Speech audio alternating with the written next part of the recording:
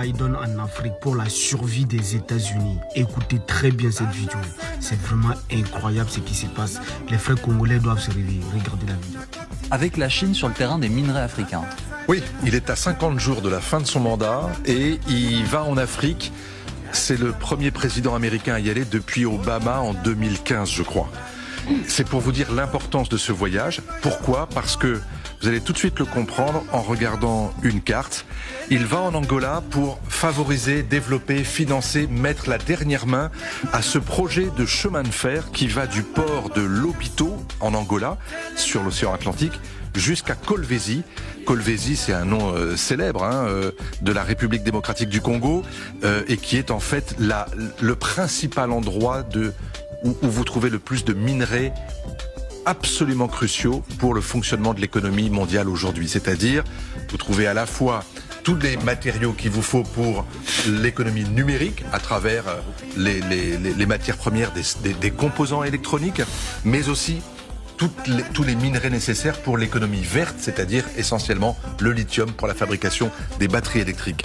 Et tout ça, ça se trouve concentré dans cette région qu'on appelait le Katanga avant, mais qui est beaucoup plus vaste que ça, et où vous voyez que la République démocratique du Congo est devenue quasiment incontournable pour l'économie. Si vous regardez un tableau de ce qu'elle réussit aujourd'hui à produire et ce qu'elle a comme réserve, vous le voyez, que ce soit pour le cuivre, le cobalt, le coltan, le lithium, ce pays est devenu vraiment le carrefour. Et c'est la raison pour laquelle les Chinois s'y intéressent aussi et ont ce même projet de faire un chemin de fer qui part de C'est la ligne jaune qu'on a vue sur la carte. Exactement, qui part de Tanzanie, de l'océan Indien, et qui va jusqu'à Lubumbashi. C'est-à-dire que Joe Biden, il assume publiquement, clairement, son bras de fer avec la Chine.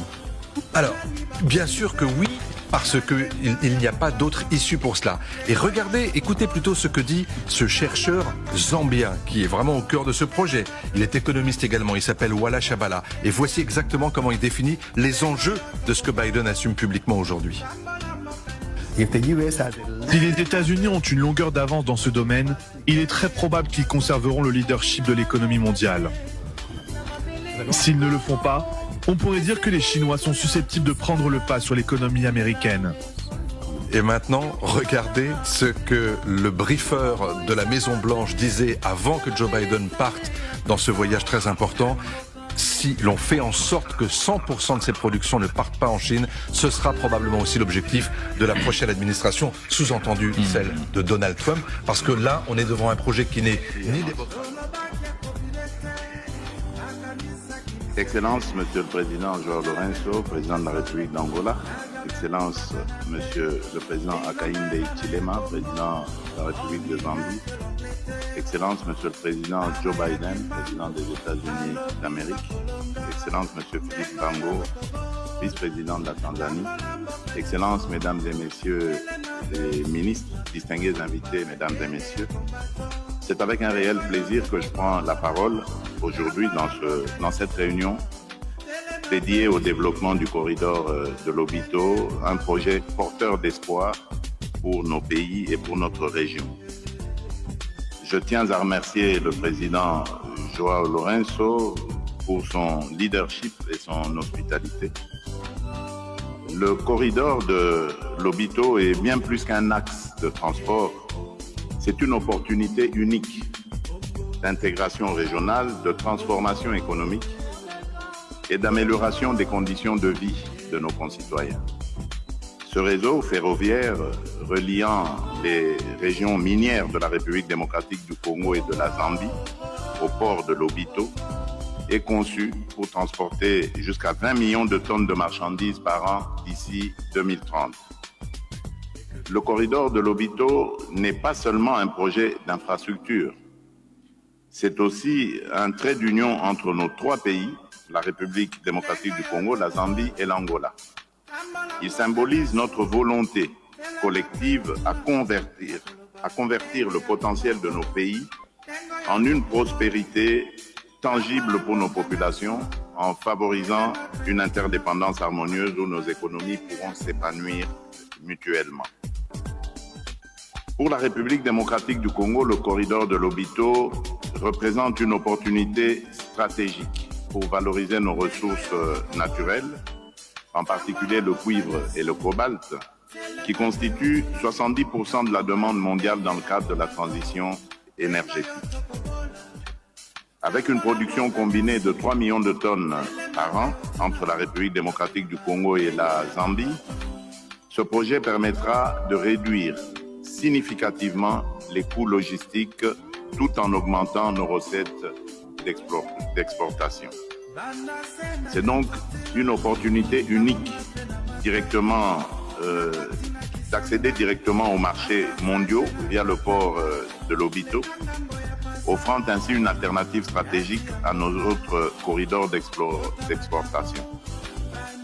Avec ces 1739 km de voies ferrées reliées aux réseaux routiers et ferroviaires régionaux, il jouera un rôle clé dans l'intégration régionale et continentale. Au-delà des infrastructures, l'impact humain de ce projet est immense. Ce corridor catalysera la création de plus de 30 000 emplois directs et indirects, réduisant la pauvreté et favorisant le commerce intra-africain en ligne avec l'agenda 2063 de l'Union africaine.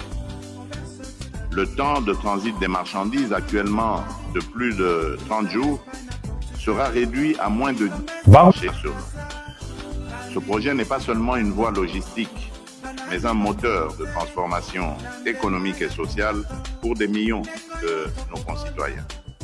Et la République démocratique du Congo est pleinement engagée dans ce projet. À cet effet, des actions concrètes ont été entreprises pour moderniser nos infrastructures ferroviaires, portuaires et routières. Ces efforts visent à établir des connexions fluides et stratégiques entre nos principaux sites miniers tels que Kolwezi et Likasi et les terminaux ferroviaires du corridor. Parallèlement, nous avons placé la transformation locale de nos ressources naturelles au cœur de notre stratégie économique. Il est impératif que notre sol contribue directement au bien-être de nos populations. Cela passe par le développement de chaînes de valeur industrielle locales, ajoutant une valeur significative avant toute exportation. Dans cette dynamique, le projet INGA 3 ainsi que d'autres initiatives en énergie renouvelable sont essentielles pour fournir une alimentation énergétique fiable, durable et adaptée aux exigences de notre industrie en pleine expansion. Ces efforts contribueront à rendre nos investissements plus compétitifs en engagement environnemental. Par ailleurs, nous continuons à renforcer le cadre institutionnel et juridique pour encourager les investissements privés et garantir une gestion transparente et responsable de nos ressources. La transparence et la bonne gouvernance restent des priorités absolues pour instaurer un climat de confiance et des partenariats gagnant-gagnant. Toutefois, pour libérer pleinement le potentiel du corridor de Lobito, la paix et la sécurité dans toute la région restent primordiales.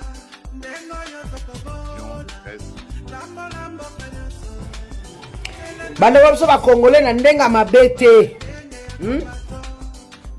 biso nyonso nanu tosala mwa analyse moke manda mobimba ya John Biden président oyo sorta ya Amérique atikala jamais koyamba président na biso officiellement modèle nini ayambaka bakagame na atikala kosala yango te azali président ayambaka bakagame ayambaka bamukwege mefachi te sikoyo lelo auti États-Unis ye wana na Angola ayazalaki reçu na Angola wana maintenant tolandi ke réunion ekosalema na Angola wana entre président Gabiso Fachi na Kagame bakozala na Angola bino bomoni bakamona flou te nga penza na monango très flou président pardon président Fachi avec tout respect que je vous dois beta biloko wana kara. Incroyable mais vrai. L'histoire se répète. Lui, c'est Antoine Félix Tshilombo, comparé à Pharaon qui a souffert les peuples de Dieu pendant plusieurs années et l'Éternel a dépêché Moïse pour les sauver. surnommé Fachi Béton, mais le burin Moïse Katumbi est en train de démolir le béton. Chilombo est à la tête de la République démocratique du Congo depuis 2019, lui qui pensait 5 ans égal à 50 ans. En donnant des fausses promesses, des voyages qui n'ont rien apporté au pays. Un régime caractérisé par les détournements, tribalisme, la camaraderie à la présidence, des discours populistes, je ferai du Congo l'Allemagne de l'Afrique, je vais construire la RDC comme la Chine. D'ici la fin de mon mandat, vous verrez un Congo nouveau, les policiers auront des véhicules. Tout un livre des promesses non réalisées.